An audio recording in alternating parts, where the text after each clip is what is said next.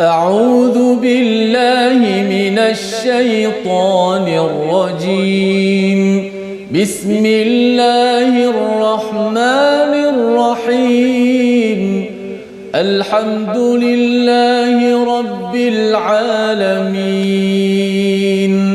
الرحمن الرحيم مالك يوم الدين إياك نعبد وإياك نستعين اهدنا الصراط المستقيم صراط الذين أنعمت عليهم غير المغضوب عليهم ولا الضالين.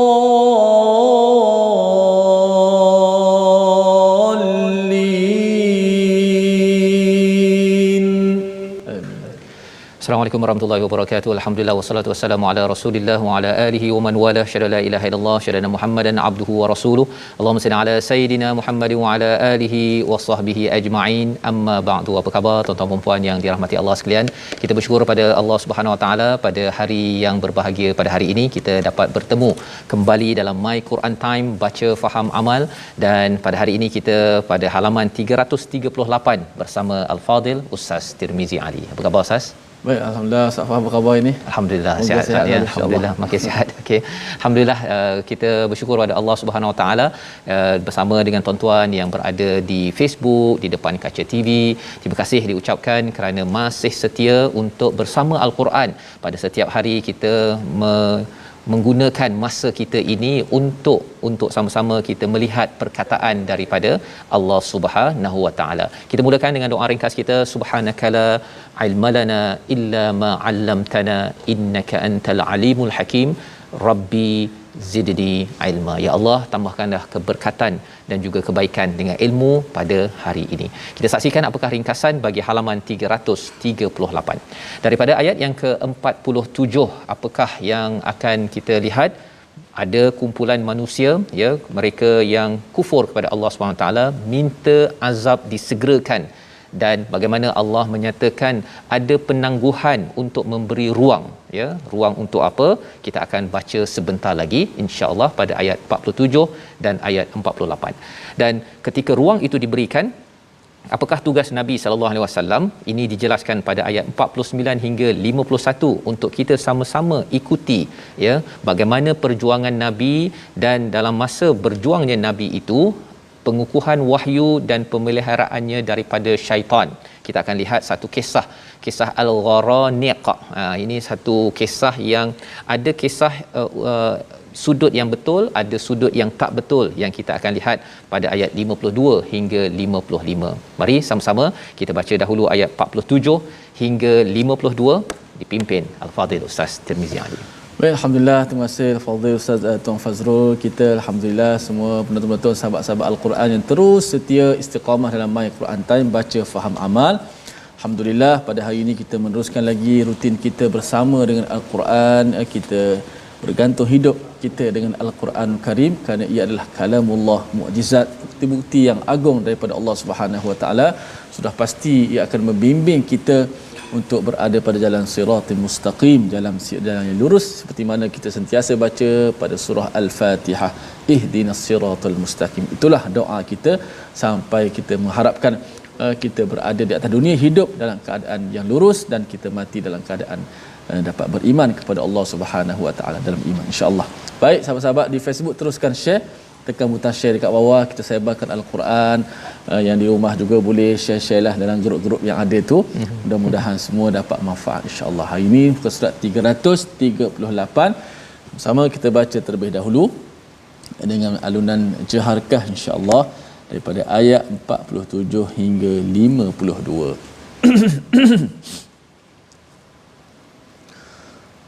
أعوذ بالله من الشيطان الرجيم ويستعجلونك بالعذاب ولن يخلف الله وعده وإن يوما عند ربك كألف سنة مما تعدون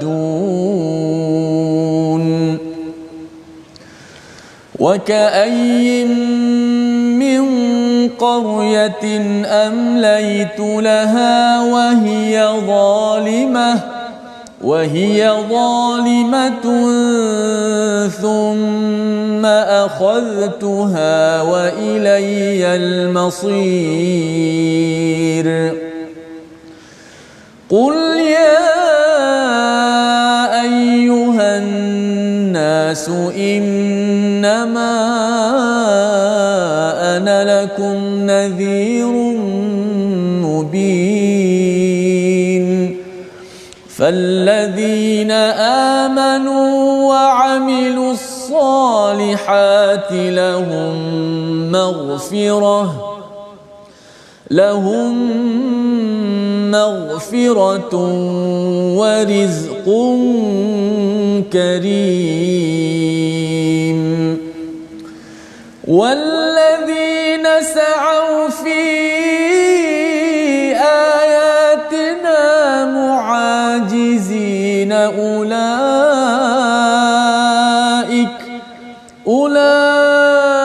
أولئك أصحاب الجحيم وما أرسلنا من قبلك من رسول ولا نبي إلا إذا تمنى ألقى الشيطان في أمنيته فينسخ الله ما يلقي الشيطان ثم يحكم الله آياته والله عليم حكيم صدق الله العظيم. Surah Al-Azim, itulah bacaan daripada ayat 47 hingga 52 sebentar tadi untuk sama-sama kita melihat sambungan daripada apakah yang diseru oleh Allah pada semalam ya, pada ayat 46 apabila Allah menyatakan tidak pernahkah mereka berjalan di bumi hingga mereka memerhati dengan mata hati ya, bukan mata fizikal semata-mata tetapi dengan mata hati tentang kezaliman dalam sesebuah negeri, dalam sesebuah organisasi, dalam sesebuah negara akan menghancurkan bagi negara ataupun negeri qaryah tersebut. Itu yang kita belajar semalam. Dan pada hari ini kita lihat pada ayat 47 wayasta'jilunakal azab ya, iaitu ada kumpulan manusia mereka yang kufur kepada Allah, mereka meminta kepadamu wahai Muhammad agar azab itu disegerakan. Dia tak sabar, dia marah pada Nabi, maka kata Nabi ada akhirat, nanti ada azab, kata bila ya, dia mencabar kepada Nabi sallallahu alaihi wasallam, sebenarnya mencabar kepada Allah Subhanahu wa taala. Pelajaran untuk kita apa? Pelajaran untuk kita dalam hidup kita ini, jangan kita minta cepat. Ya, itu yang diingatkan dalam surah ini, dalam surah Al-Anbiya, bahawa manusia ini psikologi ni ustaz ya, dia ada perasaan ajal. Dia suka nak cepat. Yang baik nak cepat, yang buruk pun ada yang nak cepat. Baik nak cepat pun kita kena jaga-jaga ya. Ditegur kepada Nabi Musa alaihissalam bila bercepat untuk bertemu dengan Allah, meninggalkan kaumnya, ia memberi kesan. Dalam hidup kita ini, kita nak mencapai sesuatu, kita ada misi dalam syarikat, dalam bisnes, dalam kehidupan kita, tetapi kita jangan bersifat isti'jal ya. Kita buat baik dengan bersungguh-sungguh, fastabiqul khairat, okey kan, kita kejar baca Quran, kita banyakkan apa sebagainya, tetapi hasil sesuatu perkara jangan kita minta cepat. Kerana apa? Walai yuhlifallahu wa'dah ya, iaitu Allah tidak pernah mungkir janji. Bila seseorang itu perlu dapat kebaikan, Allah bagi kebaikan. Kalau Allah nak azab seseorang, Allah akan azab, tetapi Allah tidak mungkin janji pastinya. Dan wa inna yawman 'inda rabbika ka'alfi sanatin mimma ta'uddun, satu hari di sisi Allah adalah seperti 1000 tahun di sisi kita semua cara kita mengira. Apa kepentingan dinyatakan ayat ini pasal bila minta azab Ustaz ya? Ada orang yang kata kalau kamu nak bagi azab sangat cepatkanlah. Azab ini kalau satu hari di sisi Allah bukan macam satu hari kita Ustaz. Hari ni dapat, besok dah habis dah. Hari ni sakit, minggu depan habis sakit. Bukan. Bila cakap azab, satu hari sakit, katakan diazab betul-betul lah Ustaz ya. Dia sampai 1000 tahun Ustaz. Allahu Akbar. 1000 tahun. Cuba tuan-tuan, kalau tercucuk selumbar ke duri ke kan, kita dah rasa sakit sakit kan. Beberapa saat kalau kita tarik, lepas tu kita rasa lega. Itu kalau katakan 1 minit 1 saat kan. Tetapi kalau katakan selumbar tu 1 hari Ustaz ya, kita rasa ya Allah kan, tak boleh kita nak type ke nak guna telefon dan sebagainya. Tetapi 1 hari di sisi Allah, kalau siapa dapat azab, kalau siapa dapat azab, dia amat panjang dan amat menderita. Jadi pelajaran untuk kita ialah kalau kita tengok ada orang yang tak buat seperti apa yang kita harap Ustaz ya, jangan kita minta pada Allah, ya Allah azablah dia. Jangan, kita minta dia diberi hidayah. Macam kita naik kereta lah kan, ada orang potong kita ke, sakit hati ni kan, pasal dah lepas baca Quran kan, ya Allah azablah dia. Jangan cakap begitu kan. Kita kata ya Allah mohon beri hidayah kepada orang begini, orang-orang yang menyakiti kita dalam hidup kita ini. Kerana apa? Kalau Allah azab, manalah tahu kan betul Allah azab orang itu, ia adalah amat sengsara. Tapi kalau orang itu tak layak diazab, khuatir kita pula lah yang mendapat azab tersebut. Wa ka'ayyin min qaryatin, ya, Allah ingatkan sekali lagi. Kita perasan dalam surah Al-Hajj surah 22 ini dia seperti surah 2 surah Al-Baqarah. Dan dalam surah Al-Hajj ini banyak dua kali Ustaz ya. Dia punya ulangan dia tu. Dalam ayat yang ke 48 ini, berapa banyak qaryah negeri yang kami beri tangguh tetapi mereka ini dalam keadaan zalim, kemudian kami akan menghukum mereka dan kembali kepada Allah Subhanahu Wa Taala. Ayat ini adalah seperti yang kita lihat pada ayat 44 semalam ya, kisah tentang Nabi Musa didustakan oleh Firaun. Jadi Allah beri peluang Firaun hidup beberapa lama, bagi macam-macam. Allah bagi masa tangguh itu ada 2 cara melihatnya. Satu, untuk orang itu bertaubat. Seperti kita tuan-tuan ya, kita diberikan nafas, kita masih lagi boleh baca Quran. Allah bagi peluang hidup ini, itu sebenarnya Allah kata sila beramal dan sila perjuangkan Al-Quran. Bila lagi nak perjuangkan seperti Nabi Musa, Nabi Ibrahim dalam halaman semalam. Tetapi ada satu lagi pihak diberikan amlaitu itu maksudnya apa? Diberikan tangguh, diberikan umur panjang. Dia tidak gunakan peluang itu, malah dia terus berada dalam kezaliman. Ya, kezaliman, dan dia tak tegur kepada orang-orang di sekitarnya, sehingga kan satu kawasan itu dipenuhi dengan orang yang zalim, rakyat yang zalim, sehingga Allah akhaztuha, iaitu menghukum mereka.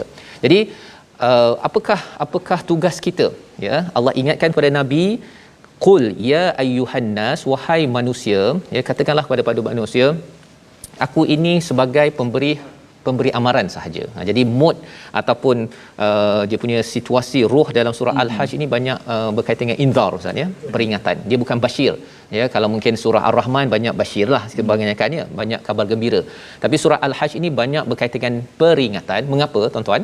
Salah satunya ialah hari kiamat itu, as-saah yang bermula pada awal surah ini, perkara yang berlaku sekali saja.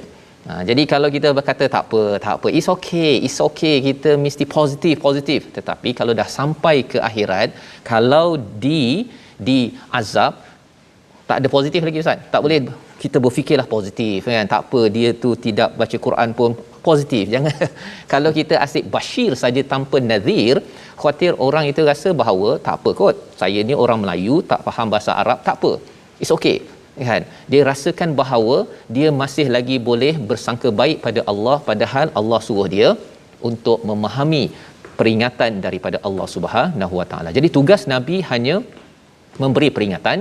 Ayat 50 ya, bagi orang yang beriman, tadi orang yang tidak beriman. Tapi kalau orang beriman, beramal soleh, mereka dapat apa? Yang pertama, bagi mereka lahum maghfirah, mereka mendapat keampunan. Bila kita beriman dan beramal soleh, tuan-tuan baca Quran, tuan-tuan tolong orang, infak pada setiap masa, solat ya, memudahkan urusan orang lain bagi tuan-tuan yang sedang bekerja, itu adalah iman dan amal soleh kalau buat kerana Allah.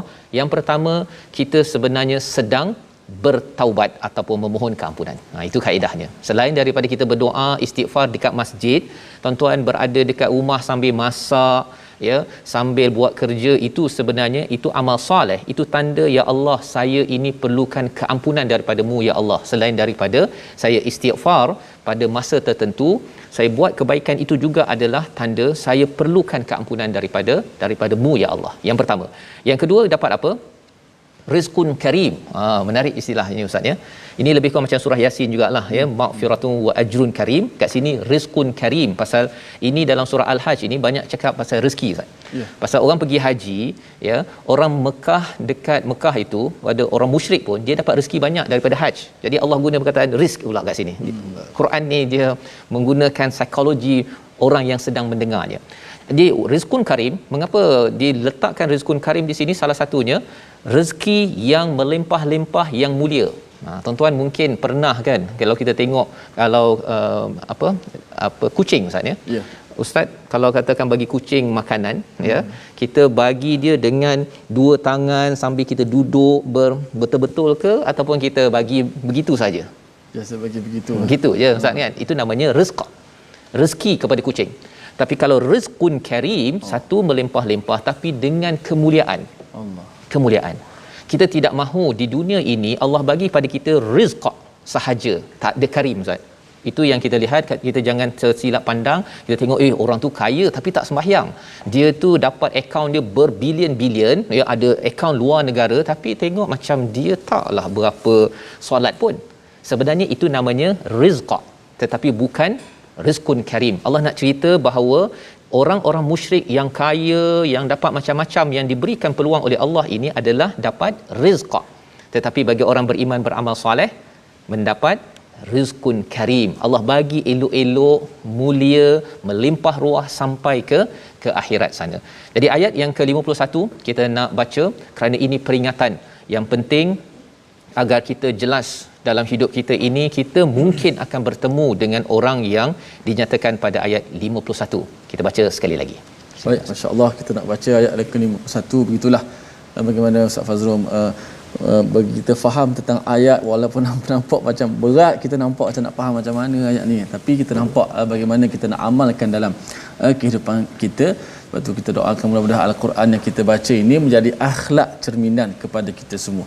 Kerana kehidupan itu adalah akhlak. Maka kita nak sebagaimana akhlak Nabi Al-Quran, kita juga belajar Al-Quran. Mudah-mudahan sedikit sebanyak kita dapat ikut akhlak yang dipandukan oleh Al-Quran Al-Karim. Ayat 51. A'udzubillahi minasyaitonirrajim. Walladzina sa'au fi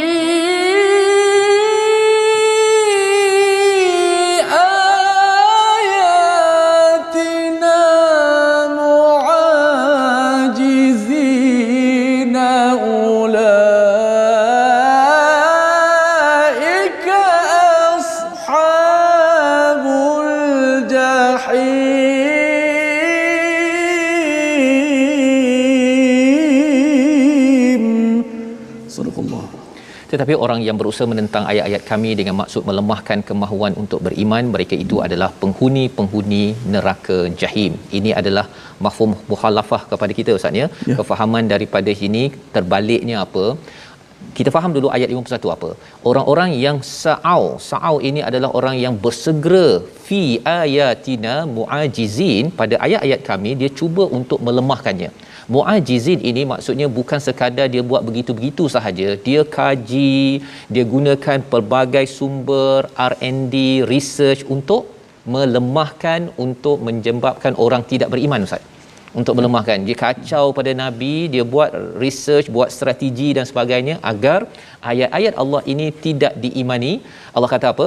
Ulaika ashabul jahim. Jahim ini adalah maksud lainnya seperti pandangan daripada singa ustaz. Allah. Jadi ashabul jahim ini adalah orang-orang yang masuk jahim ini. Jahim memandang kepada orang yang membuat komplot, melemahkan kepada ayatina, ya, penentang-penentang Al-Quran ataupun Islam ini seperti dipandang oleh lion, dipandang oleh singa. Dia sedang nak ngap sahaja, dan apa mafhum mukhalafah? Apakah kefahaman kita pelajaran daripada sini? Kalau ada orang nak melemahkan Islam ini, dia sa'au dan juga mu'ajizin, Ustaz. Dia bersegera dan dia berusaha sedaya upaya, semua dia gemblengkan. Apa pelajaran untuk kita? Kita kena bersungguh-sungguh lah, Ustaz. Betul. Ya, Quran ini kita bukan sekadar gitu-gitu saja. Ya. Kita kena bersungguh-sungguh, tuan-tuan. Ya, apa yang kita dapat ini mungkin tak dapat difahami oleh pelajar-pelajar sekolah rendah, sekolah menengah belum. Mereka tak tengok ke tak capai. Kita kena fikir macam mana saya nak bawakan perkara ini ke sekolah bila sekolah dah buka, Ustaz. Ya, agar apa?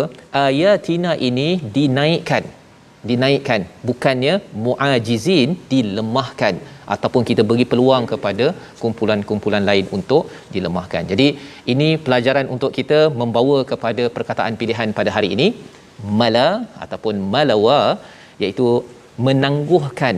Ya, 10 kali disebut di dalam al-Quran. Allah nyatakan bahawa Allah menangguhkan kepada orang-orang yang kufur itu, Allah tangguhkan azab. Allah tidak terus azab, kerana Allah nak memberi peluang antara dua pilihan, sama ada mereka itu akan kembali kepada Allah seperti Abu Sufyan kembali beriman kepada Allah selepas beberapa belas tahun menentang Nabi. Tetapi ada orang yang merasakan bahawa saya dah kaya, saya dah dapat macam-macam, saya boleh teruskan kezaliman, saya boleh jadi pemimpin yang terus menzalimi. Tiba-tiba Allah boleh terus hukum, terus sahaja orang kutuk, dunia kutuk, belum lagi bila malaikat dan juga azab Allah sampai kepada sesuatu kawasan itu. Kita berehat sebentar, kita kembali di My Quran Time, baca faham amal, insya-Allah. Insya-Allah.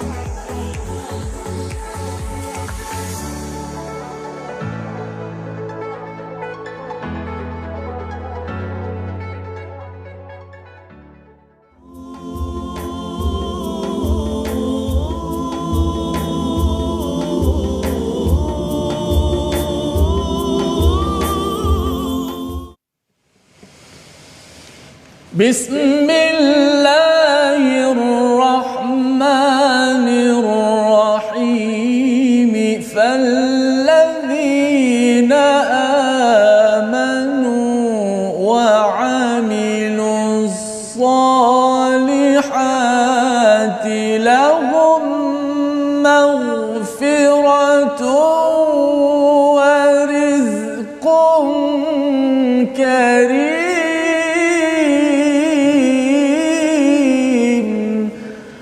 Sadaqallahul azim. Maka orang-orang yang beriman dan sentiasa mengerjakan kebaikan amal soleh, bagi mereka keampunan dan juga rezeki yang mulia. Allahumma ja'alna minhum. Mudah-mudahan Allah Subhanahu wa taala menggolongkan kita semua di kalangan mereka yang sentiasa beramal soleh, dan Allah Taala kurniakan kepada mereka keampunan dan rezeki yang mulia sebagaimana yang ditadabbur, dicerahkan oleh Ustaz Fazrul sebentar tadi. Mudah-mudahan, insya-Allah. Alhamdulillah, sahabat-sahabat semua terus setia dalam My Quran Time, baca faham amal. Jom kita ngaji sikit ilmu tajwid pada hari ini dalam perbahasan at-tafkhim wa tarqi, ataupun perbahasan bacaan yang tebal dan nipis dalam al-Quran. Maka bacaan tebal dan nipis ni bolehlah kita bahagikan kepada 3. Dalam huruf hijaiyah tu yang ada 29 huruf itu kita pecahkan kepada 3 bahagian. Iaitu yang pertama, kalau kita lihat di slide kita. Okey, cantik jadual kita hari ini. Huruf-huruf tebal dan nipis terbahagi kepada 3 bahagian. Pertama, huruf sentiasa tebal. Huruf mufakham daiman. Sentiasa tebal. Iaitulah ada 7 huruf disebut sebagai huruf khussa dagtin kiz. 7 huruf ni disebut juga sebagai huruf isti'la yang pernah kita belajar satu ketika dahulu, sifat isti'la kan. Maka 7 huruf ini adalah huruf yang sentiasa tebal. Kha, sad, dad, ghin, ta, qaf dan za. Khussa daghtin qil. Atas ke tebal, baris bawah pun tebal, baris depan pun tebal juga, mati pun tebal. Sentiasa tebal. Dan dia adalah tingkatan martabat dia. Baik. Yang kedua, huruf ahyanan. Ni kadang-kadang tebal, kadang-kadang nipis. Tengok keadaan dia, iaitulah alif. Di sini alif maddiyah lah, alif mad itu. Dan juga lam pada lafaz al-jalalah Allah. Ra. Tiga huruf ini, alif lam ra ini kadang-kadang tebal, kadang-kadang nipis, bergantung kepada keadaan huruf tersebut. Dan yang ketiga, ini huruf sentiasa nipis, muraqqaqah daiman. Huruf yang sentiasa nipis. Ada 19 lah baki daripada 10 huruf tadi. 10 huruf, maka baki huruf hijaiyah ada berapa? Ada 19 lah. Semua huruf ada 29. 7 adalah huruf sentiasa tebal. 3 adalah huruf kadang-kadang tebal, kadang-kadang nipis, bergantung kepada keadaan. Dan 10 huruf. Maka baki 19 huruf adalah milik huruf di kategori huruf sentiasa nipis belaka. Nak kira pun tak sempatlah nak kira kan. Kita nak tadabbur lagi ni pada hari ni, insya-Allah. Itu secara gambarannya. Ada 3 bahagian. Insya-Allah kita akan perjelaskan satu persatu pada episod hari-hari yang berikut. Huruf yang sentiasa tebal ada 7, khussa daghtin qiz. Kedua, huruf yang kadang-kadang tebal, kadang-kadang nipis ada 3, alif, lam dan juga ra. Dan yang ketiga, huruf yang sentiasa nipis baki, iaitulah 19 huruf yang akan kita jelaskan satu persatu, insya-Allah. Allahu a'lam. Safaz.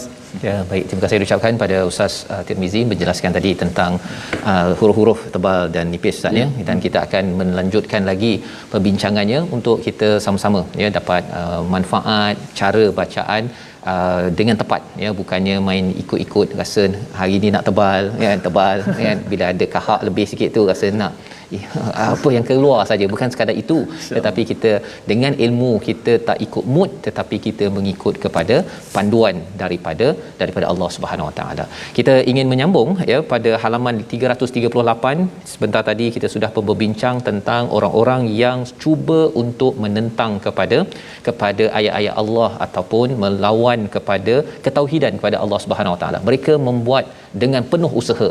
Pelajaran untuk kita kena lagi tuan-tuan ya, share dengan rakan-rakan, dan kita mungkin tulis nota ke, kita tukarkan, berikan kesedaran, dan dengan kita dah boleh rentas negeri, balik kampung dan sebagainya ini, kita cari idea-idea sa'au ya, iaitu apa, bersegera untuk memastikan bahawa mukjizat ini diangkat setinggi-tingginya. Tetapi bila Nabi nak buat perkara ini, kita tengok pada ayat yang ke-52 kita baca sebentar tadi, wama arsalna min qablika mir rasul wala nabiyyin ya, rasul dan nabi ini bila mereka tamanna. Apa maksud tamanna? Mereka ini ada cita-cita untuk alqash syaitan ya, bila mereka ada cita-cita untuk menyampaikan dakwah Ustaz ya.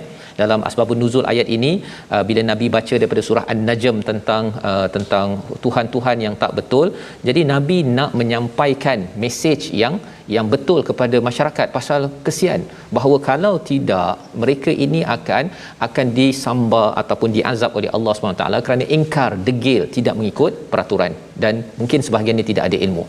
Tetapi Allah menyatakan apa? Al-qash syaitan. Apakah yang dibuat oleh syaitan? Syaitan akan memasukkan dalam keinginannya, dia akan cuba untuk mengganggu. Mengganggu siapa? Mengganggu para rasul, mengganggu para nabi, dan juga apa sahaja cita-cita yang ingin dilaksanakan, bagi lemah ya, bagi lemah kepada ni. Ada riwayat yang tak betul Ustaz ya. Riwayat yang tak betul tentang ayat ini adalah peristiwa istilahnya al-gharaniq. Itu peristiwa cerita tak betul. Tuan-tuan jangan pula baca cerita tersebut macam best pula kita beri cerita dalam ceramah motivasi. Tengok Nabi pun sampai dikacau oleh syaitan sehingga kan Nabi terikut tilkal gharaniq. Itu bukan ayat Quran ya, bukan ayat Quran, itu bahasa Arab. Maksudnya orang musyrik pada waktu itu dengar Nabi cakap tilkal gharaniq, ini adalah berhala-berhala yang diperlukan, sampai semua orang Islam dengan tak Islam sujud. Itu bukan cerita betul. Sekali lagi saya kena ulang, itu bukan cerita betul. Yang betulnya dalam ayat ini, kefahamannya kita melihat pada tafsir, ulama menyatakan bila Nabi nak buat sesuatu perancangan kebaikan, syaitan akan lawan. Dia akan memasukkan umniyatihi ya, keinginannya iaitu dia akan lemahkan godaan, membuat godaan kepada nabi, kepada rasul, kepada orang-orang di sekelilingnya. Tetapi apakah yang kesannya siapa yang kuat? Sebenarnya siapa yang kuat sebenarnya? Tak seperti cerita yang tak betul tadi tu sampai syaitan boleh ganggu nabi. Yang betulnya fayansahullahu ma yulqish syaitan, iaitu Allah akan hilangkan apa yang diganggu oleh syaitan tersebut. Allah akan pastikan apa? Thumma yahkimullahu ayatih. Allah akan menangkan, Allah akan kuatkan ayat-ayatnya. Jadi siapa yang berpegang pada ayat Allah, pada Al-Quran, ketika merancang sesuatu perkara, walaupun syaitan nak attack, nak serang, siapa yang menang? Thumma yuhkimullahu ayatih. Confirm akan menang bila kita berpegang pada Al-Quran, ya. Wallahu alimun hakim, Allah yang maha mengetahui, Allah maha bijaksana, ya, dalam mengatur perkara ini. Jadi pelajaran untuk kita apa? Pasal dalam hidup kita Ustaz, ya, kadang-kadang kita ada plan, perancangan nak buat sesuatu yang baik, dia ada je godaan-godaan. Kan, nak baca Quran tiba-tiba rasa lemah, kan. Kita nak ajak kepada kawan kita pula yang kutuk kita, lah baru 3 kali ikut My Quran Time nak jadi ustazah contohnya lah Ustaz, kan. Dia kutuk, dia labelkan kita. Pada waktu itu mungkin itu adalah syaitan boleh dalam bentuk jin, ya, dalam hati kita rasa lemah, ataupun di kalangan manusia, ya, yang melemahkan kita. Jadi apakah yang perlu kita buat tuan-tuan sekalian dalam ayat ini? Pegang kepada ayat Allah. Kita ingat bahawa rupanya betul lah ayat ini menceritakan bahawa ada orang-orang yang akan melemahkan saya, tetapi saya tetap akan menang kalau saya terus ikut kepada ayati, dan Allah amat bijaksana untuk mengaturkannya. Jadi kita nak sambung bacaan ayat 53, ya, sambungan perkara ini, pasal ini adalah fenomena yang akan terus berlaku. Kalau kita faham, kita tidak mudah berputus asa dalam kebaikan. Ayat 53 hingga ayat 55. Baik, terima kasih kepada Ustaz Fazrul. Jom kita terus baca baki lagi pada ayat muka surat yang 338 ini, dan untuk kita mengetahui apa lagi mesej Allah Subhanahu Wa Taala nak sampaikan, moga-moga kita dapat sama-sama belajar, insya-Allah. Ayat 53 hingga 55. A'udzu billahi minasy syaithanir rajim. ليجعل ما يلقي الشيطان فتنة للذين في قلوبهم مرض والقاسية قلوبهم وإن الظالمين لفي شقاق بعيد وليعلم الذين أوتوا العلم أنه الحق من ربك فيؤمنوا به فتخبت له قلوبهم وإن الله لهادي الذين آمنوا وَإِنَّ اللَّهَ لَهَادِي الَّذِينَ آمَنُوا إِلَى صِرَاطٍ مُسْتَقِيمٍ وَلَا يَزَالُ الَّذِينَ كَفَرُوا فِي مِرْيَةٍ مِّنْهُ حتى تأتيهم الساعة بغتة أو يأتيهم عذاب يوم عقيم. صدق الله العظيم. Surah Al-Azim ayat 53 hingga 55 ini, ya, menyambung kepada bacaan awal kita Ustaz, ya. Terima kasih Ustaz Tirmizi, ya, memimpin bacaan adalah untuk menerangkan kepada kita dekat situ menunjukkan apakah objektif, apa sebab Allah bagi syaitan dekat kita Ustaz, ya. Nabi Rasul pun, ya, bila Nabi Nuh alaihi salam contohnya, bila dia menyeru kepada kaumnya, termasuk anak dia pula yang diganggu oleh syaitan sehingga kan derhaka. Dan apakah apakah mesej ataupun objektif Allah jadikan ada syaitan yang boleh menggoda ini, ya. Allah cakap apa? Liyaj'ala ma yulqish syaitanu fitnah. Ini adalah ujian. Ini adalah ujian kepada siapa? Ada 3 kumpulan yang Allah nyatakan di dalam ayat 53 dan ayat 54. Kumpulan pertama, lilladzina fi qulubihim marad, pada hati mereka ada penyakit. Dan yang kumpulan yang kedua, wal qasiyati qulubuhum, hati yang keras. Ada 2, satu yang sakit, satu yang keras. Dua-dua ini digelar sebagai wa innadh zalimina lafi shiqaqim ba'id. Mereka ini zalim, ya. Zalim ini daripada perkataan zum, maksudnya gelap. Mereka ini tidak ada panduan, tidak merujuk kepada daripada al-Quran, maka mereka ini berada dalam perselisihan yang amat jauh. Kumpulan pertama, penyakit. Penyakit. Apa kesannya? Dia bila orang dengar cerita Nabi Nuh, anak dia tak taat, ustaz, ya, tak taat ataupun derhaka, hati sakit. Dia kata, lah kalau macam tu, buat apa kita nak berdakwah ke, nak ajak anak kita? Nabi Nuh itu pun ajak 950 tahun, anak masih derhaka. Kita dia ada penyakit. Dia gunakan kisah itu untuk justify, nak menyatakan tak payahlah kita ajak share dengan kawan pasal Quran time ke Quran, tak payahlah, kan. Kalau kita ajak pun Nabi Nuh pun tak boleh nak memastikan anak dia beriman, kita apa lagi? Dia gunakan alasan itu. Pasal apa? Ini adalah ujian. Ini kumpulan hati sakit. Hati yang keras. Apa dia cakap? Apa aku kisah? Dia tak kisah pun dengan peringatan yang ada ataupun amaran yang Allah berikan. Dia tak ada kesan apa-apa.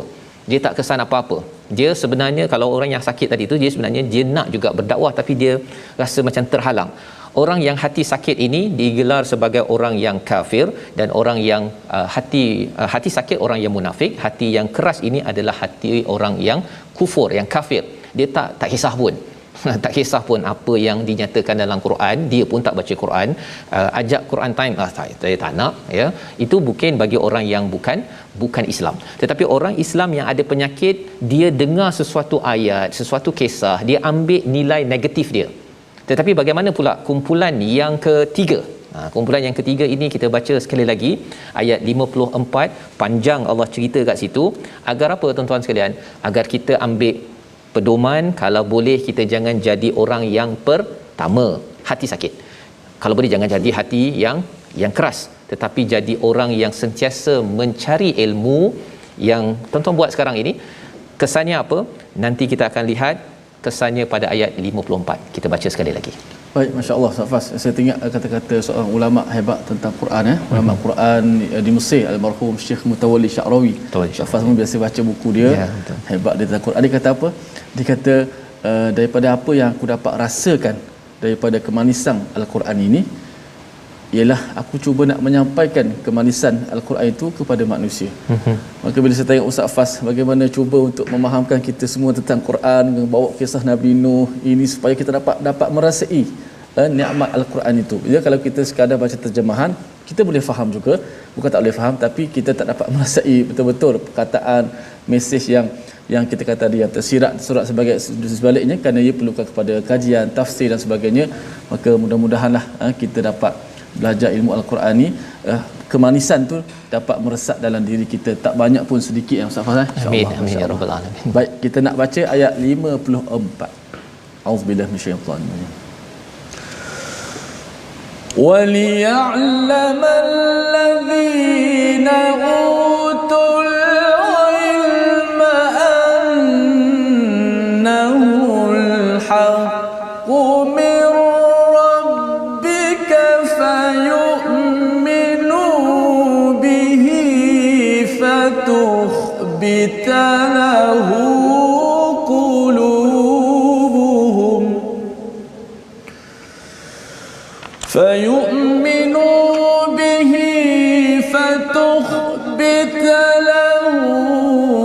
قُلُوبُهُمْ وَإِنَّ اللَّهَ لَهَادِ الَّذِينَ آمَنُوا إِلَى صِرَاطٍ مُسْتَقِيمٍ. Sadaqallahu. Surah Al-Azim ayat 54, Allah menyatakan, dan agar orang yang telah diberi ilmu meyakini bahawa Al-Quran itu benar daripada Tuhan, lalu mereka beriman dan hati mereka tunduk kepadanya, dan sesungguhnya Allah pemberi petunjuk bagi orang-orang yang beriman kepada jalan yang lurus. Ini adalah kumpulan ketiga, ya, bila berhadapan dengan cabaran syaitan. Dia tengok fenomena, oh Nabi Nuh, Nabi Muhammad berdakwah, Abu Talib pun tidak beriman, ya. Orang sakit hati, ada penyakit hati, dia kata buat apa kita berusaha, Nabi Muhammad pun tak boleh bagi hidayah kita, dia gunakan alasan itu. Tetapi orang yang waliya'lama, dan bagi orang yang telah diberi ilmu meyakini bahawa, ya, annahul haqq, bahawa Quran itu benar daripada Tuhan. Dia tahu bahawa fenomena yang berlaku bila syaitan menggoda dirinya, menggoda orang di sekelilingnya, dia tidak jadikan itu sebagai alasan untuk dia undur diri. Dia tidak akan undur diri kalau perang Badar ataupun perang Uhud, ya. Dia menyebabkan dia 300 lebih orang yang bersama dengan Nabi, ada 1000 orang, 300 patah, kan. Kita ada anak, takut nanti, dia banyak benda-benda yang menyebabkan undur diri berbanding dengan yes, saya akan terus untuk ke hadapan. Jadi orang yang berilmu ini, dia cakap apa? Annahul haq, ini adalah kebenaran, ini fenomena daripada Allah. Allah dah cerita awal-awal dalam surah Al-Hajj ini, fayu'minu bihi, dia akan buat apa? Makin beriman, dan fatukhbitalahu qulubuhum. Subhanallah, Ustaz, ya. Berulang balik perkataan khabata, iaitu kalau kita tengok ayat 34, wabashiril muhbitin, ya, orang yang hatinya lembut, ya. Muhbitin ni macam tanah kalau lepas kena hujan tu lembut. Maka orang yang fatuh bitalahu qulubuhum, orang yang mencari ilmu, bila dia melihat kepada fenomena yang berlaku dalam masyarakat, ada cabaran, syaitan goda dia, melemahkan orang lain, dia tidak lemah, Ustaz. Dia tidak lemah, tetapi wa innallaha lahadil ladina amanu ila siratim mustaqim, sesungguhnya Allah memberi hidayah kepada orang-orang yang begini.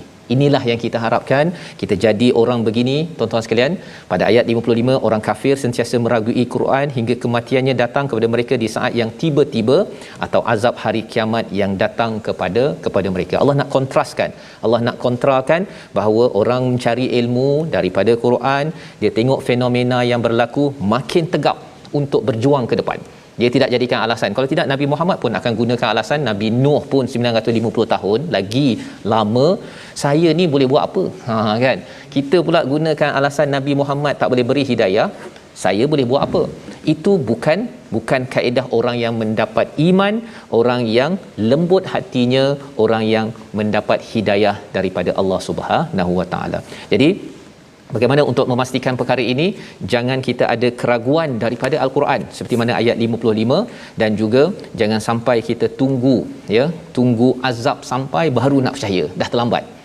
Membawa kepada resolusi kita pada hari ini, kita saksikan, iaitu yang pertama, sentiasa memberi peringatan agar negeri dan keluarga kita aman dalam kehidupan kita. Ini pada ayat 49 kita lihat bahawa jangan ada kezaliman. Bila zalim, kita kadang-kadang kata pemimpin zalim, tapi kadang-kadang di peringkat rakyat ataupun ahli keluarga sendiri, pemimpin dalam keluarga zalim, mana mungkin untuk mendapat keamanan daripada Allah. Yang pertama. Yang kedua, bina keinginan yang kuat dalam menjunjung kebenaran walau ada cabaran. Seperti mana dinyatakan tadi, syaitan akan goda, tetapi Allah akan letakkan siapa bersama Quran terus menang. Dan yang ketiga, cari ilmu agar keimanan pada Quran membawa kepada hidayah yang sebenar, tegap dalam berjuang, bukan kita makin ke belakang. Kita berdoa.